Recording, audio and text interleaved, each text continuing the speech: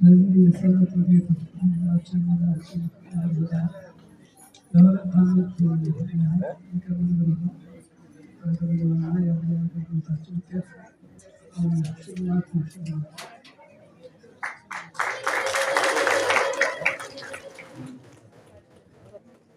በስመ አብ ወወልድ ወመንፈስ ቅዱስ አሐዱ አምላክ። በስመ አብ ወወልድ ወመንፈስ ቅዱስ አሐዱ አምላክ። በስመ አብ ወወልድ ወመንፈስ ቅዱስ አሐዱ አምላክ አሜን።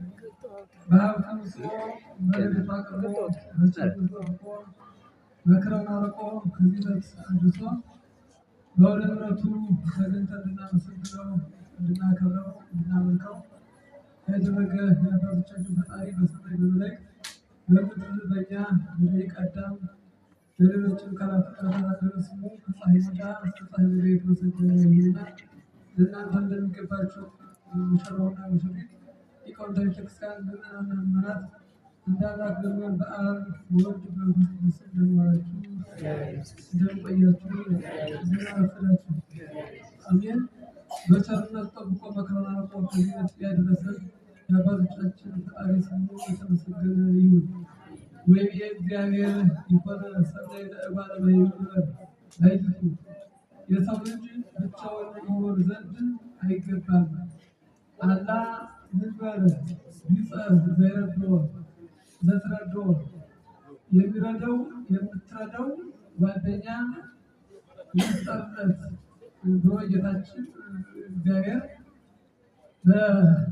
በኦሪት ዘፍጥረት ምዕራፍ 2 ከቁጥር 18 ኃይለ ቃል አስቀምጧል።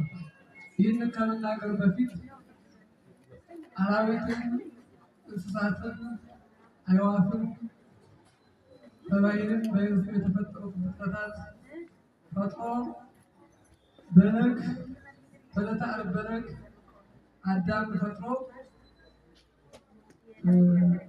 ቅዳሜ አረፈ ይላል። ከእሑድ ጀምሮ ሲፈጥር ሰንብቶ በዕለተ እሑድ እንስሳትን አራዊትን ወደ አዳም አመጣቸው፣ ስም አወጣላቸው። ሰኞ ማክሰኞ አዕዋፍን ወደ አዳም አመጣቸው፣ አዳምም ለአዕዋፍ ስም አወጣላቸው። በዕለተ ረቡዕ በየብስ የተፈጠሩትን ፍጥረታት አመጣቸው፣ ስም አወጣላቸው። በዕለተ ሐሙስ በባሕር የተፈጠሩትን ፍጥረታት ወደ አዳም አመጣቸው፣ ለእነሱም ስም አወጣላቸው። አዳም እነዚህን ፍጥረታት ሁለት ሁለት ሆነው አይቶ ራሱን ደግሞ አይቶ ገምግሞ ብቻውን መሆኑን አይቶ ተገንዝቦ አራዊትን፣ እንስሳትን፣ አዕዋፍን ሁለት ሁለት ነው ተፈጥሯል፣ ነጠላ ፍጥረት ብቻ ነው ብሎ አዘነ፣ ተመኘ፣ ጓደኛ ተመኘ ይላል። ከዚህ በኋላ ምን አለ? ወይቤ እግዚአብሔር ይኮነ ሰናይ ለእጓለ እመሕያው በይቶ የሰው ልጅ ብቻውን ይኖር ዘንድ አይገባም፣ ጓደኛ እንስጠለት። የምትረዳው በምን በወሊደ ውሉድ ልጅ በመውለድ የምትረዳው አንደኛ። ሁለተኛ በአቅሎ ክበደ ዋዕይ ሥጋዊ ፈቃድን በማቃለል የምትረዳው እንፍጠርለት። ሶስተኛ በስራ የምትረዳው እሱ የአፋውን ሲያመጣ እሷ ደግሞ የውስጥ የምትሰራ እንጀራውን በመጋገር ወጡን በመስራት ሌሎችም ነገሮች ሴቶች የሚሰሩትን ስራ ሁሉ የምትሰራ የምትረዳው ጓደኛ እንፍጠርለት ብሎ አሰበ። ከዚህ በኋላ ወአምፃ እግዚአብሔር ቢቃሰ ላዕለ አዳም ወሮመ እግዚአብሔር በአዳም እንቅልፍን አመጣበት። አዳም ተኛ። ወነሣ እግዚአብሔር አሐተ እምአጽመ ገቦሁ ወረሰያ ወበላ ሥጋ መካነ ከአዳም ጎን አንድ አጥንትን ነስቶ የነሳበትን ጎኑ ሥጋ መላት። ወለደቃ እግዚአብሔር ለኢቲ አጽመገቦ እንተነሳ አማዳም ከአዳም የወሰደውን አጥንት ወለደቃ ቀረጻት፣ አበጃጃት። ዓይን፣ ጆሮ፣ አፍንጫ፣ እጅ፣ እግር አድርጎ ቀረጻት። ወረሰያ ብእሲተ የሴት አካል ያላት ፍጥረት፣ ውብ ፍጥረት፣ ስትፍት ፍጥረት፣ ብሩይት ፍጥረት፣ ያማረች የተዋበች ፍጥረት አድርጎ ፈጠራት። ከፈጠራት በኋላ ከጎኑ የወሰዳትና ወአምፃ በአዳም ወደ አዳም አመጣት። የምታምር አድርጎ የተዋበች እንድትቀርባ አደረጋት። ቀረበች። ወይ ከዚህ ያህድብስ አባው ወርቁ ወይ ተበለስ። ስለዚህ ወንድ እናት አባት ትቶ ሚስቱን ተከትሎ ይሄዳል።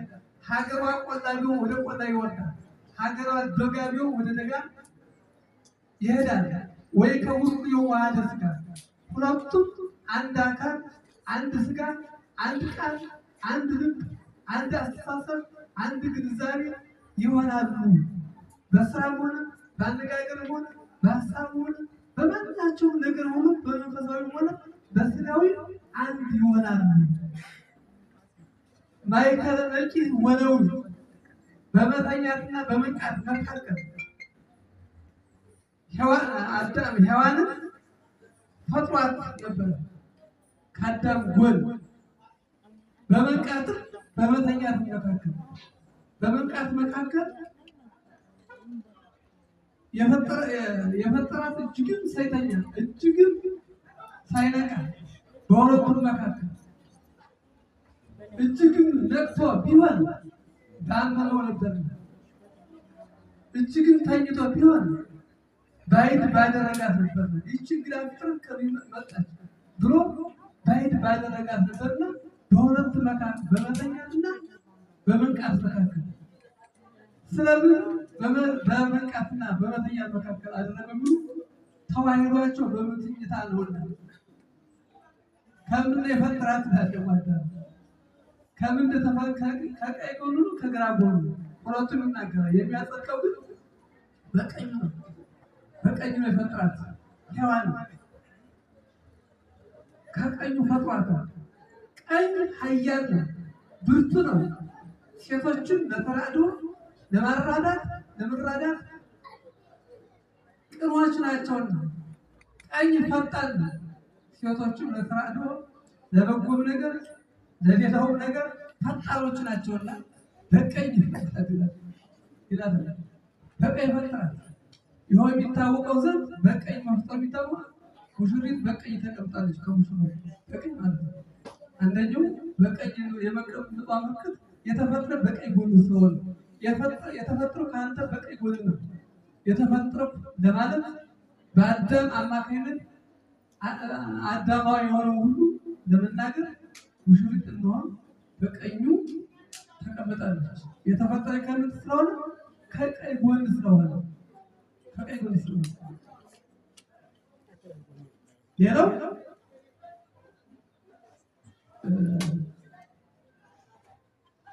ደግሞ እንዲህ ይላል። ከፍ ብሎ ከግንባር ዝቅ ብሎ ከእግር ያልፈጠራት ከማእከል አካል ከጎን የፈጠራት ስለምን ነው ይላል መጽሐፉ። ይጠይቃል። ጠይቆ ራሱ ይመልሳል። ከፍ ብሎ ከግንባር ፈጥሯት ቢሆን ሴቶች ትዕቢት በተሰማቸው ነበርና በኮሩ ነበርና ከግንባር አልፈጠራትም። ዝቅ ብሎ ደግሞ ከእግር ከመረገጫ እግር ሁሉ ይሄዳል። ዝቅ ብሎ ከእግር ያልፈጠራት ከመካከል ሁሉ ፈጠራት። ግን ከእግር ዝቅ አድርጎ ፈጥሯት ቢሆን ፈጽማ ደግሞ ወይም ፈጽሞ በተራቆ ነበርና ተሰውሮ ከሚውል በጨርቅ በመታጠቂያ በግድር በሌላው ተሸፍኖ ከሚውል ከጎን ፈጠራት። ጎን አይታይም፣ ስውር ነው። ሙሽሪት ለሙሽራው ስውር ገንዘቡ ናት። እንቁ ናት፣ ወርቁ ናት። ከሱ ውጭ ማንም ምስሉ የሚያውቀው የለም። ስለዚህ ከጎን ፈጠራት፣ አሳምሮ ፈጠራት፣ አስቦ ፈጠራት ነው። በቀኝ ተቀምጣለች ይላል መጽሐፉ። ባጭር ለማድረግ ወደ ሌላ አተታ ሳይሄድ ይህ ይመስላል። የህይስ ክልኤቱ እምአሐዱ እለሆሙ ሰናይ አስብ በጻማሁ በድካማቸው ከአንድ ሰው ይልቅ በድካማቸው በጎ ዋጋ፣ በጎ ስጦታ፣ በጎ ነገር ያላቸው ሁለት ሰዎች ይሻላሉ። ሁለት ሰዎች ማና ማን ናቸው? ባልና ሚስት ናቸው።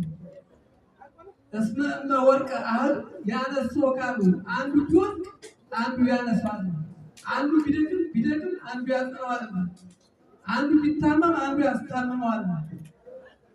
ነገር ግን ይልና ደግሞ መጣ ወደ አሌሉት ረዳት የሌለው ጓደኛ የሌለው ለአንድ ግን ወዮለት። ቢታመም የሚያስታምመው ለሌለው፣ ቢወድቅ ቢያዝን የሚያጽናናው ለሌለ ወዮለት። እስመ እመሆሙ ክልኤሆሙ ይትማወቁ ሁለቱ ቢተኙ ይሞቃቸዋል፣ አይበርዳቸውም። ልብስም አይሹም፣ ሁለታቸው ልብስ ናቸውና ይሟሟቃሉ። ብርድም አያገኛቸውም፣ ክፉ ነገርም አያገኛቸውም፣ ጠላትም አያሸነፋቸውም። እንዴት? ሁለት ናቸውና። ወአሐዱሰ እፎይ ይትማወቅ አንዱ ብቻውን ይሟሟቃል። ብርድ ቢመጣ እንዴት ይችላል? ፈተና ቢመጣ እንዴት ይችላል? ጠላት ቢመጣ እንዴት ማሸነፍ ይችላል? ወእመ ጽንዐ ክልኤሆሙ ወእመ ጽንዐ አሐዱ ይመውዕዎ ወይትቃወምዎ። ጠላት ቢነሳባቸው ለሁለት ሆኖ ያሸንፉታል፣ ይቃወሙታል። ጠላት የተባለ አንደኛው ፈቃደ ሥጋዊ፣ ሌላም ጠላት አለ። ፈትል ስሉስ እጅ ተፈተለ። ከሶስት የተገመደ ከሶስት የተፈተለ ገመድ አይቆረጥም። እንደዚሁ ሁሉ ባልና ሚስት ልጅ ሶስቱ ሚጸንተው ይኖራሉ፣ ፈጥኖ አይጠፉም፣ ዘር ይተካል ይላልና ጋብቻ የተቀደሰ የከበረ እንደሆነ መጻሕፍት ከዘመነ ኦሪት ጀምሮ ከዘመነ አቡነ አዳም ጀምሮ የከበረ መሆኑ መጻሕፍት ይናገራሉ። የጋብቻ ስርዓት ባጭሩ ጥቅሶችን ጠቅሻለሁ። ደግሞ እናንተ ይህም መግቢያ ህግ ለሰጧችሁ መስዋዕት ለእግዚአብሔር።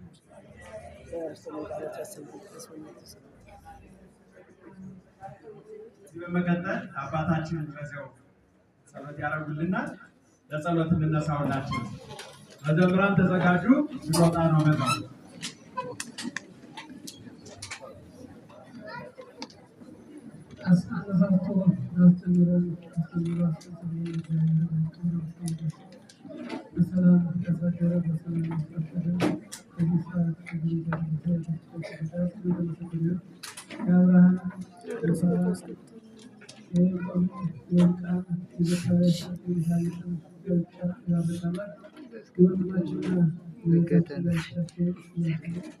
Good.